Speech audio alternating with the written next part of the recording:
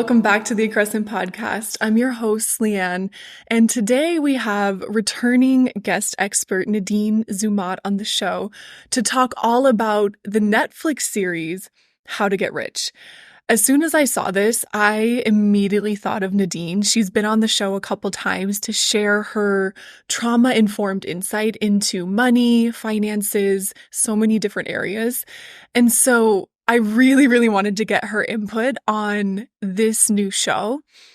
I really enjoyed the show, and I also felt like, okay, there could be a little bit more depth in terms of looking at this from a subconscious lens, from a trauma-informed lens. At the start of the episode, we note that this is not to knock the show. I think we both actually really loved it. This was more to give a little bit of our 2 cents on the lenses that we're looking through when it comes to money work. So please enjoy this interview with Nadine Zumot.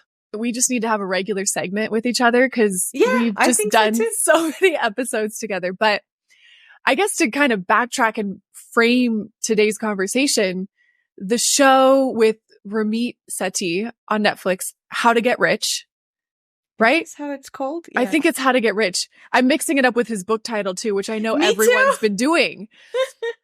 But me too. I think so. We can look it up actually. Like, why not, right?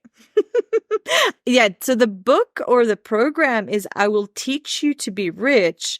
But the show itself is How to Get Rich. Yeah, You're right.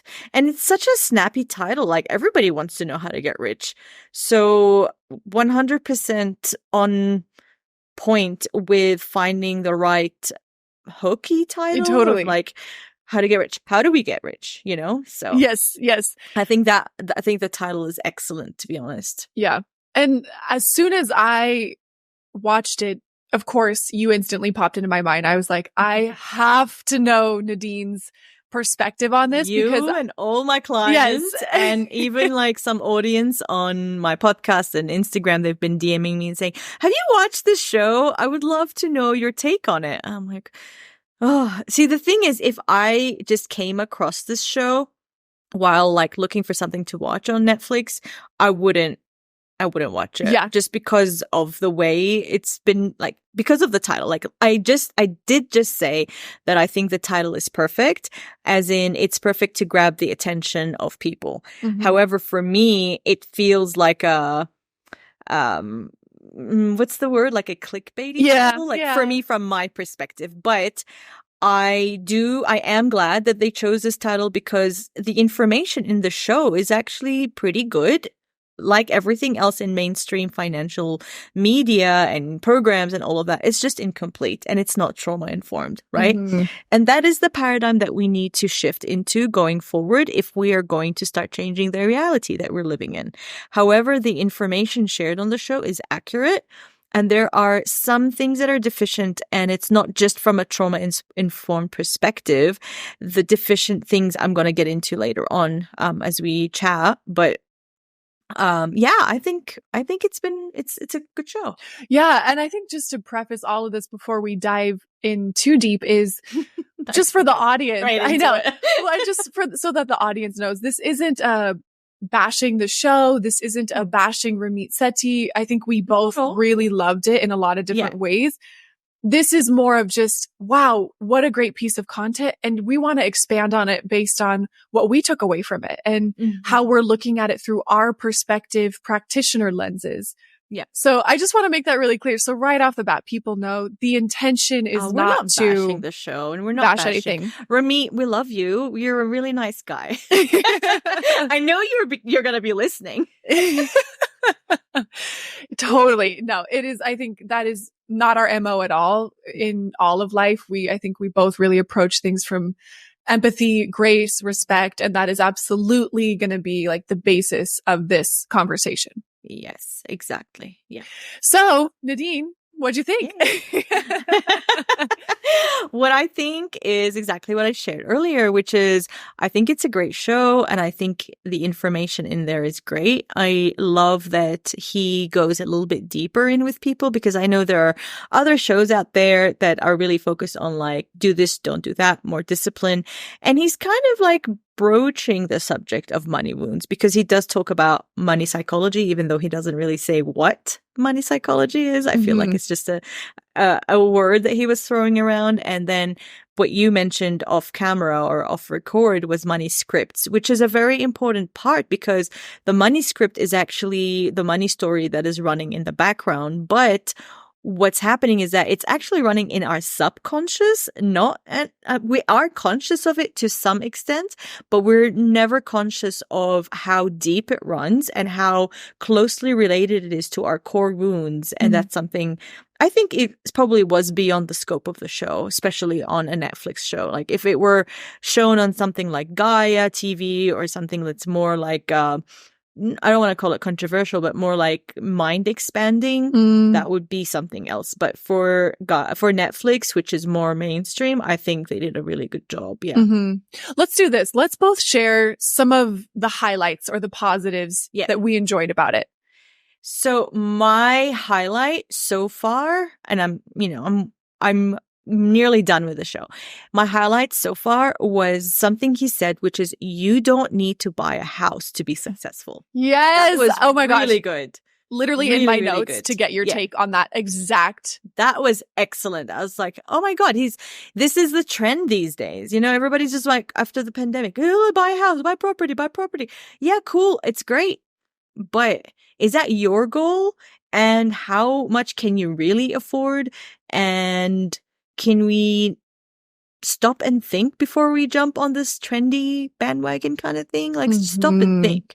So that was the highlight for me. Was that message. That was a big takeaway for you. Yeah. Yeah, it was. What about you? I think for me, like I was saying before we started recording, I also was coming at this from two lenses. One, as someone who is on their own money journey and wants to continue to learn more and expand what I know. And then two, from that practitioner lens of what's the subconscious work? What are the deeper wounds? What's going on underneath the surface that is contributing to all of these external patterns that are showing up? Yeah. But as just a bystander,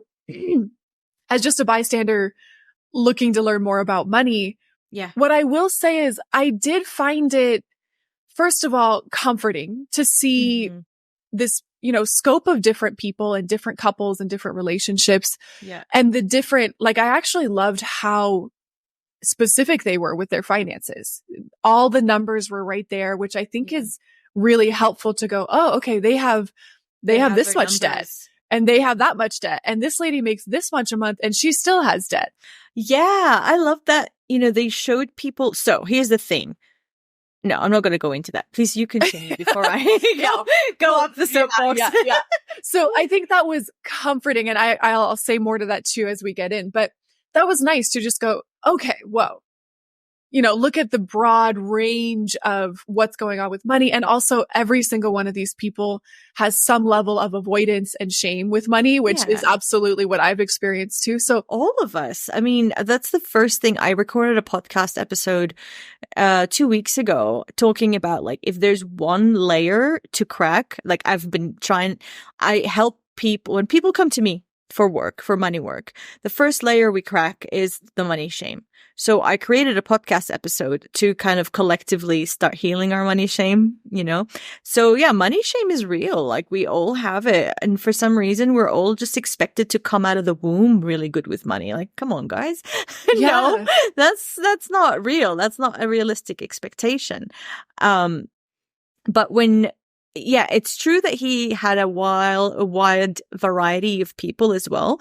But what I would have liked to see was perhaps people or a family or a couple that are really struggling.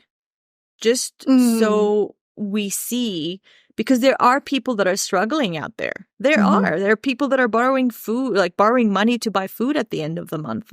It's a real thing. And I wish that they included more information for these people that are really hungry for this type of information. Right?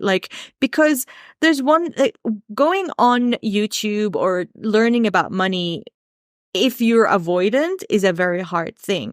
But when it's on Netflix, it becomes more of an entertainment versus education, right? So it is educational, but the goal of going on Netflix is to get entertained. And it's a new thing that they're including all these like cool documentaries and all that stuff about money. But I wish they had just given more information and advice and recommendations for people that are struggling. A broader demographic. Yeah, a broader demographic, because they're going on one end because of like that lady that was pretty rich, but also in debt. That was a very eye-opening thing for people, because people don't believe me when I tell them, if you have a money wound, more money will amplify your money wounds. Yes. It will make you feel more insecure. They don't understand that until they start witnessing it themselves.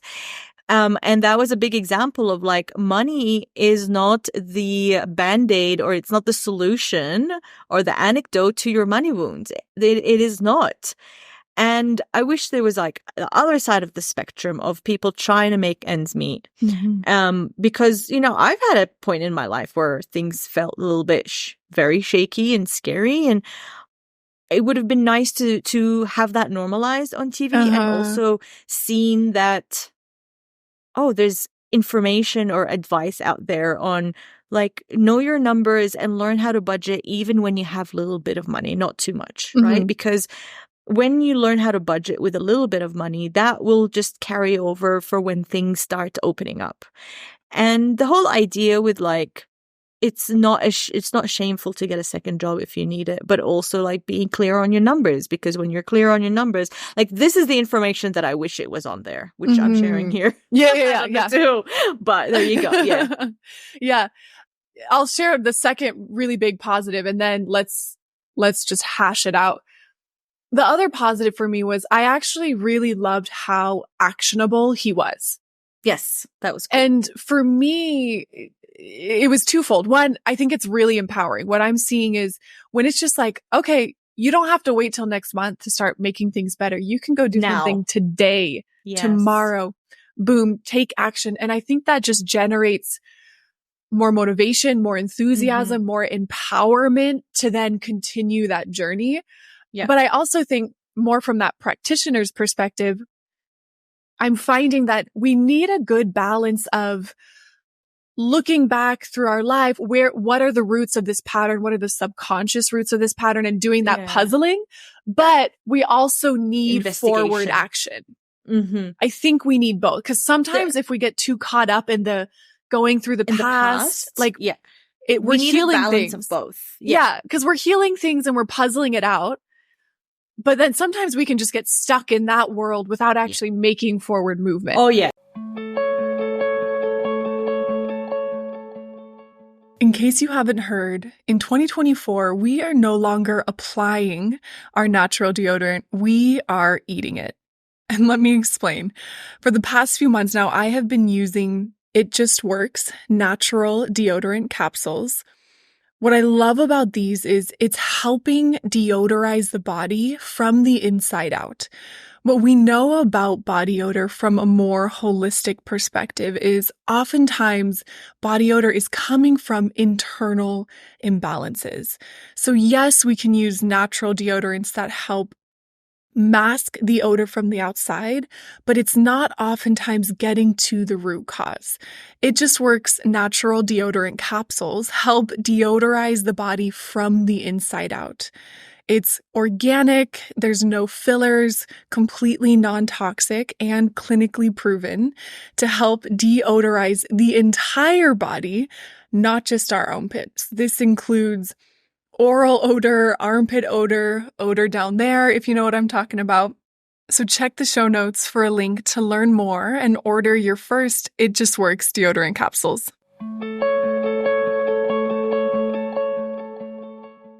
So, but one thing is that no one asked anyone why. Yeah. You know, like that was something that I kept on yelling at the TV, like, why? Sorry. Why? You know, like with poor Darnell and his sneakers. Oh, yes.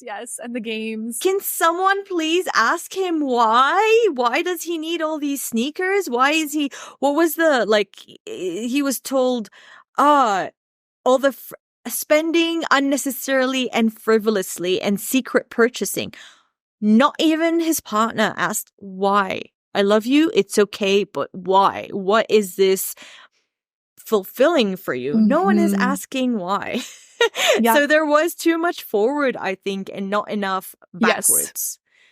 So yes, totally agree. I think you and I, well, my goal is to create a really great balanced mix of the two. Yeah. I think also as the evolution of my practice and my working with clients has grown, I was maybe in the beginning too far in going through the past and unraveling the subconscious roots. And now I feel like I'm getting into more of that balance of, let's get to the root of this and also take forward action to move the needle there. But I totally agree. I think his was all forward action based and not enough of where did this come from? Because we need to go to the roots. Otherwise, we're just bypassing, because what is happening on the show is that they were just trying to find solutions for the symptoms. Yes. But if we don't go to the root, the symptoms are going to pop up and crop up in other areas of their life.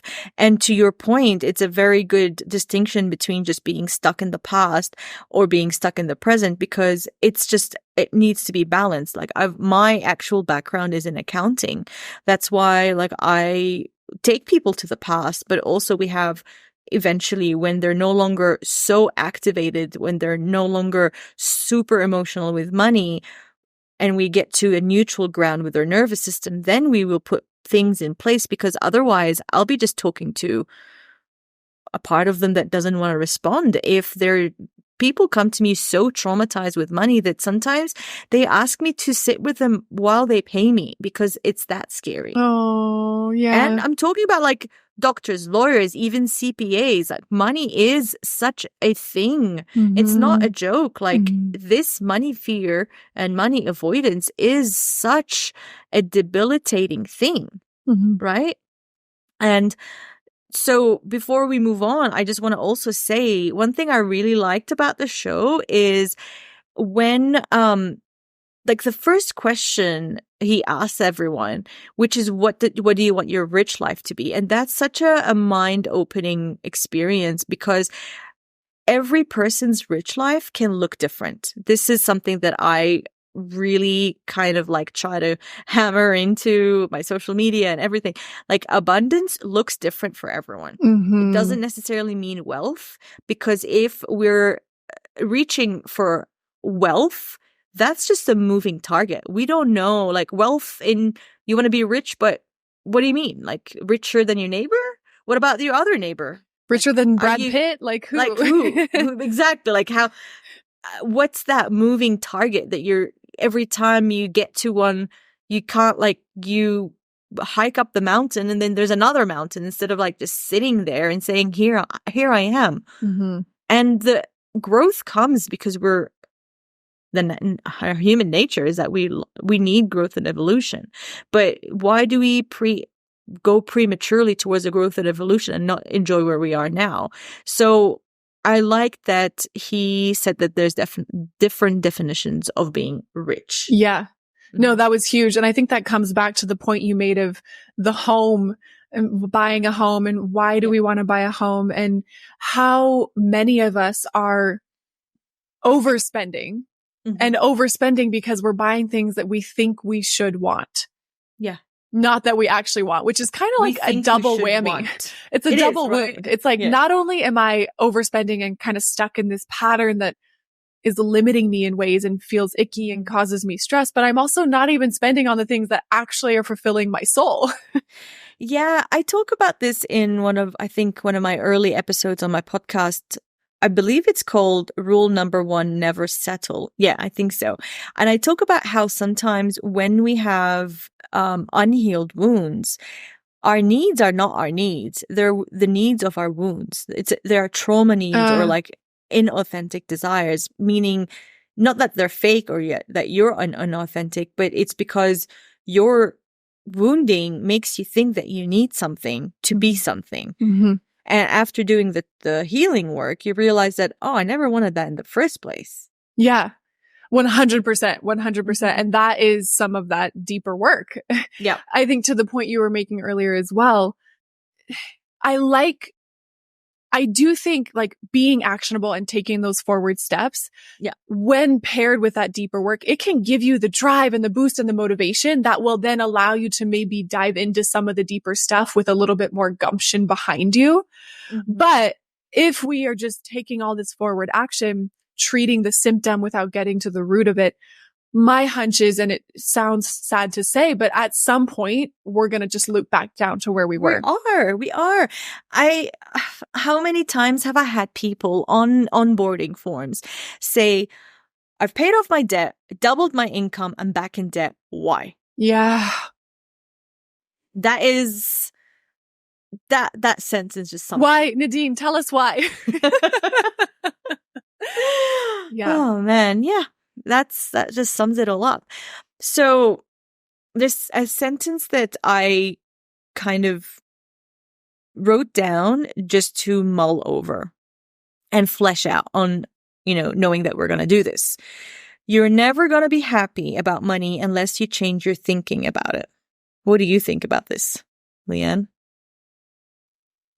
Yeah, I guess I would change the word. If you want my set, I would change it to, you're never going to have peace with money until you change your thinking about it. But I think they go hand in hand. I think they're both communicating the same thing.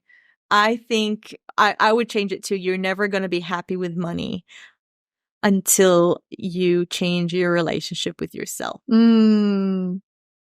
That's so good. Was the first sentence his? Yeah. Sentence? Okay. Yeah. Because you're thinking about money. Your relationship with money is just a reflection of your relationship with yourself. Your 1000%. Thinking about money is going to change when you start go down the iceberg, go down the rabbit hole. Your behaviors are from your thoughts from your emotions are from your beliefs are from your core wounds. Your core wounds are your relationship with yourself and how you relate to these core wounds and certain stressful events that happened in the past, right? Not bashing, not poo-pooing. It is internalized from the perspective of a child. Mm-hmm. I feel like you and I have covered this many, many times in our collaborations in the past. So, but to say that just change your thinking about money and that's it. It's going to change. That's hooey. Sorry. I mean, I don't want to bash anything, but come on. Right. That's not the way it's done. You don't just change your thinking about okay, I love burgers and I can't stop eating hamburgers. I'm just going to change my thinking. Okay, hamburgers are not good. Okay, then I change my thinking. Come on. Go back to the root of why I can't stop eating these greasy food. We need to go to the freaking root. Mm-hmm. Yes. We were talking about Darnell. Yeah, Darnell. Yeah. And Darnell, the shoes and the games. Yeah. And exactly what I wrote down was, and I had this exact same thing, so I resonated with it so deeply, except I was spending all my money on food, is what is that thing soothing? What is it soothing? Me? And he doesn't believe he has a problem. You think so? No. Or it's just kind of like, what's wrong with you all? I just want it. I just want the game. Never believe that he has a problem. It's not a problem for him. Mm-hmm. Yeah. I don't know what, he's not my client, so I don't know what his issue, what his story is or whatever, but you can't force someone to see that they have a problem when they can't see that they have a problem. And I think even a little bit that we can ascertain from that is, are there subconscious beliefs around, because of X, Y, or Z, I deserve this? Darnell. But the point, email me.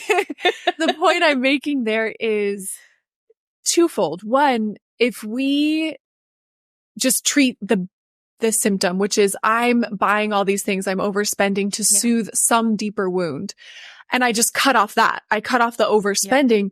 That wound is going to continue to bleed, and we're going to do one of two things. Either we are going to go back to that soother again and again, or we're going to find another soother, and it's probably not going to be very expansive either.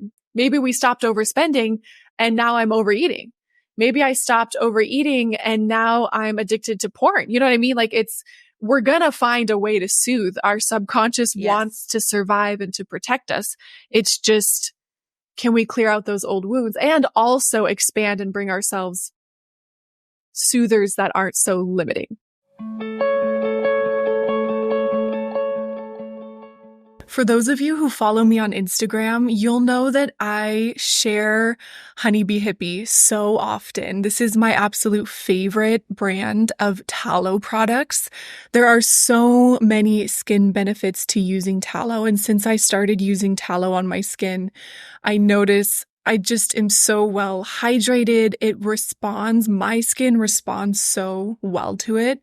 I also noticed that because I'm using my hands to rub it in, my nails grow like crazy. There's just so many bioavailable nutrients available in tallow.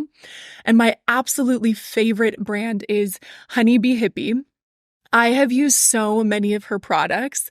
What I love is, number one, this is a local female-owned small business here in Orange County. She makes all of her products herself with the absolute cleanest, highest quality ingredients. A couple of her products that I'm absolutely obsessed with right now are her magnesium butter and then her whipped tallow butter. I'm using her Rewind.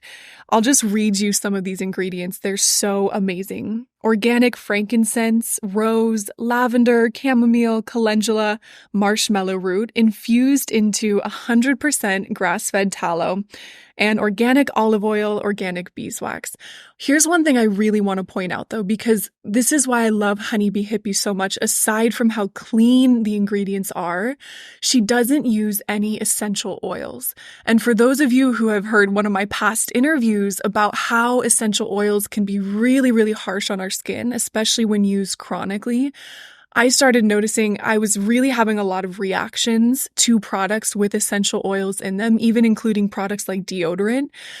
All of her products are made with herbal infusions, meaning these herbs are soaked and that is infused into the tallow of the product versus using those more harsh essential oils. So check the link below. I also have a discount code for you guys, so be sure to check the show notes for that discount code and to learn more and shop so many of her amazing, amazing tallow products.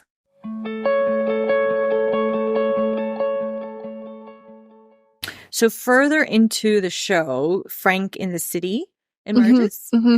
And I love that they spoke about their past and the fact that their mother passed early and how painful that was. And they didn't really connect the dots between Frank's spending style and the idea that perhaps from an inner child perspective, they felt abandoned from their mother. Mm-hmm. And here's the thing, I have a lot of clients that have similar issues to Frank, but they, they also display that with their money behaviors. And the thing is, when money is your blankie, you can't just stop spending. Right. Because you've taken away their safety. The blankie. Yes. The safety. So I hope that somebody in the show told Frank that they need a therapist or they need a somatic experiencing person or an actual money energetics coach or something like that, because they're very related. Mm-hmm. Very, very related. And just from your perspective, what do you do in those instances when you see that, okay, money is a soother. I can't just jump in with this client and tell them, okay, stop spending X amount of dollars every month. What is that approach for you? How do you, it sounds like a big part of it is we need to create safety in other ways. Of course. I can't give you a blanket answer to that because every single person is very unique. And I don't want people to use this instead of doing work with a practitioner, because this is for entertainment and education purposes, not to replace actual care. But yes, we enter through the gateway of the nervous system, and the first and foremost, you begin with safety. Mm-hmm. So, I teach them self-regulation tools, and then we do the co-regulation, and then we talk about healing money wounds and all this, but I am not I don't touch them and then poof, they're healed. I'm not a healer. Yeah. What I really do is I teach them I give them the safe space naturally, because we want to heal as human beings. We want to thrive. We want to heal. So when you're given a fertile and safe ground, the shadows are going to come out. And that is who we deal with. We complete trauma cycles that were never completed. We provide emotional attunement and emotional regulation to parts of the person that never received what was meant to be received at the time. And I pretty much mirror this for them in the beginning and teach them how to reparent themselves. So I provide the tools, I teach them how to use the tools, and then they could use these tools for everything. Really. Yes. So the healing happens naturally. It's not like, okay, we're going to heal now. 3, 2, 1, hold your breath. It's none of that. Yeah. It's a long process. It's a slow process because the nervous system likes slow, no overwhelming, no exposure therapy. We don't go to like places that are dark and scary. Like there's no need for any of that once we understand everything. And it's all somatic, and it's all just understanding that it's not a mental exercise, it's a somatic event, meaning it all happens below the neck. We're not talking we're not talking to your smart brain, because we're talking to the primitive part of you. That's where the trauma has happened. Exactly. Okay. I have a couple places I want to go, but what else is coming up for you? Is there some other really specific highlights for you? So one of the things I want to point out that for me was like, whoa, I had come to this conclusion prior to seeing the show, but I loved that I was able to see it in the show because it was like such a validation and affirmation, which is my old beliefs were, if I just made more money, all my problems would go away. And I had a big epiphany maybe 2 years ago now where I realized, oh, hold on. Where the path I'm on right now, if I make more money, I'm just going to go into more debt. More money equals more debt based on my patterns right now. Okay, I see. And there's two things I want to say to this. First, when I saw the woman who was making $25,000 a month, still living paycheck to paycheck, I was like, oh my God, this is it. This is proof. Yeah. That's, that could have been me if I hadn't figured some of this stuff out. But if we want to get into like the energetics and the manifestation of it all, I really do believe I was subconsciously repelling financial abundance because I knew if I received that abundance at that point in my life, it was going to do more harm than good. Your higher self, as they say, was like, no, she's not ready. She's not ready. She's not ready. Yeah. Well, or like consciously, I wanted more money. I want more money so I can have more of this, do this. But subconsciously, I actually was afraid of more money because I knew I was just going to continue to live in these patterns. And so I actually think subconsciously I was repelling it. Oh, I see what you mean. Okay. So I went like, you said energetics. I was like, oh. No, I mean, I think we're actually saying the same thing. We are. But it's kind of like when things that we quote unquote think we want aren't coming to us in our life, often I believe there's some deeper subconscious beliefs that we don't actually want it for whatever reason. It's a protective mechanism. Yeah. People call it self-sabotage or limiting beliefs or whatever. I'm like, don't do that.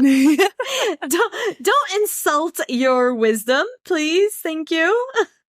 Right. Because at that point, it was true. If I had made more money at that time, I would have gone into more debt, because I wasn't looking at those deeper wounds and the patterns that was going on here.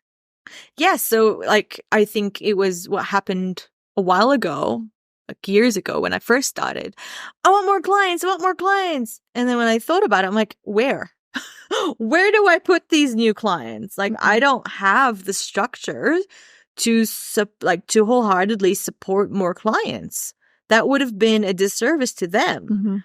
And that made me believe that I needed help and I needed some more other like systems in place to kind of like streamline things. But yeah, like on a subconscious level, there is a reason why we like kind of stop abundance in a way that's we think is self-sabotage, but it's not. Mm-hmm. Yeah, exactly.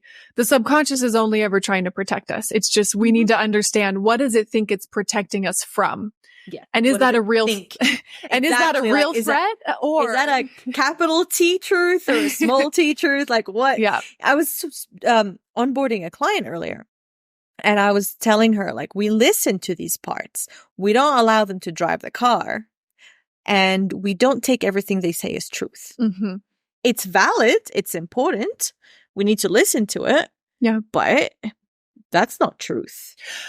And or maybe it was true at one point. Yes, exactly. But it's not anymore. True to them. It's true to that part. Yeah. Maybe it was a threat at one point in my life, but it's not a threat now. Or if it is still a threat, can I see that now as an adult, I have so much more autonomy and empowerment to protect myself? Exactly. Yeah. Oh gosh, I love this. Did you get any specific questions from clients or followers about the show?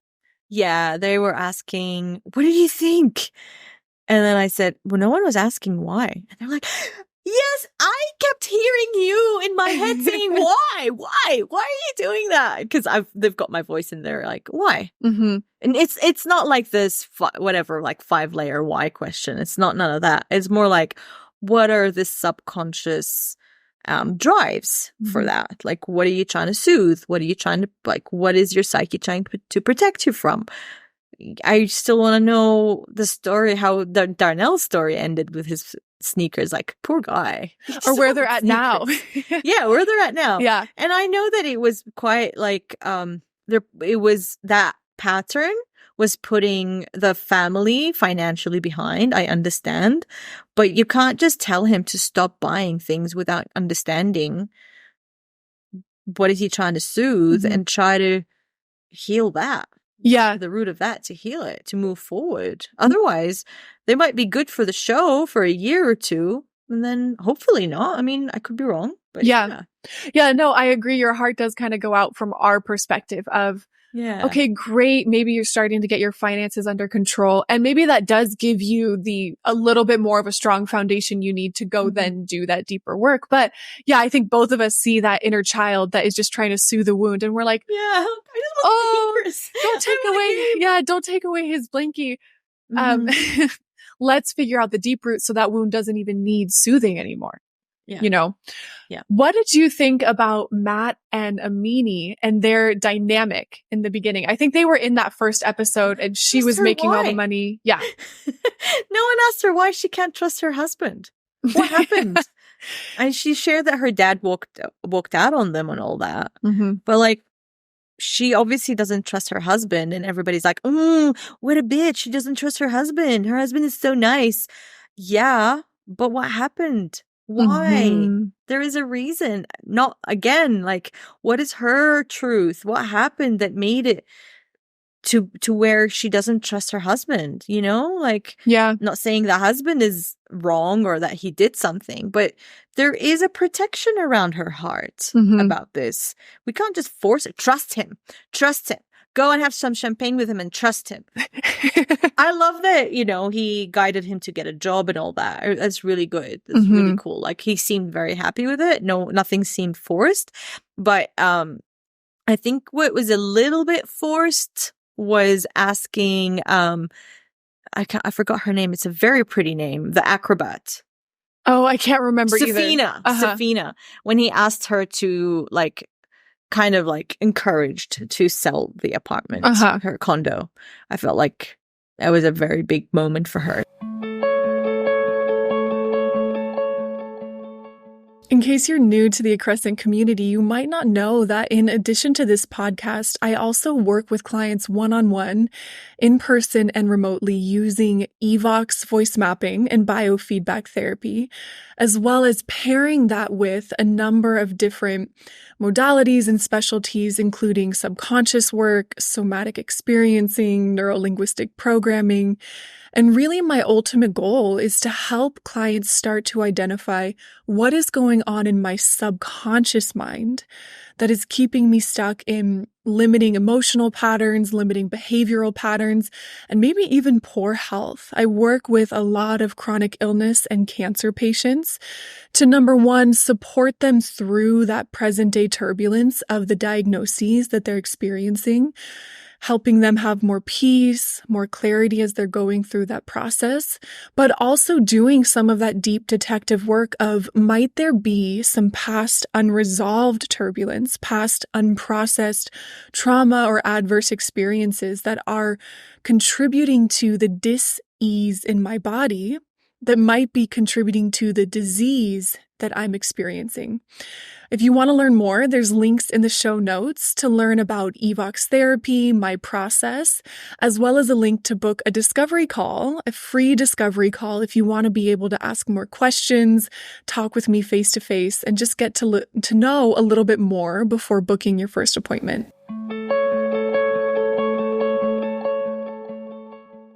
Yeah, and just again,